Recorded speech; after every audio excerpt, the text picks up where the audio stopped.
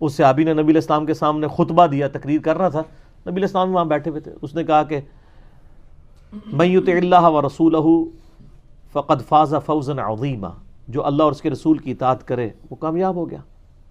व मन यासिहिमा, और जो इन दोनों की नाफरमानी करे फ़क़द गवा, वो बहक गया। बिल्कुल सही जुमला बोला है।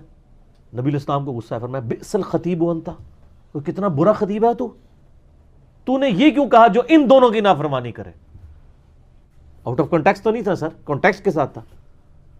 लेकिन इमामुल मुवahhideen सल्लल्लाहु अलैहि वसल्लम फरमाया ना, तुम दोबारा कहो। फिर आपने फरमाया तुम्हें यह कहना चाहिए था वमन यासिल्लाह व रसूलहु, जो अल्लाह और उसके रसूल की नाफरमानी करे। इन दोनों क्यों कहा? उसने आगे से नहीं बहस किया, अल्लाह के रसूल मैंने आपको अल्लाह का बंदा ही मान, मैंने आपको अल्लाह तो नहीं बना लिया, मुस्तकिल बिजात नहीं समझ लिया, आपको जाती नहीं समझ लिया, अताई समझा।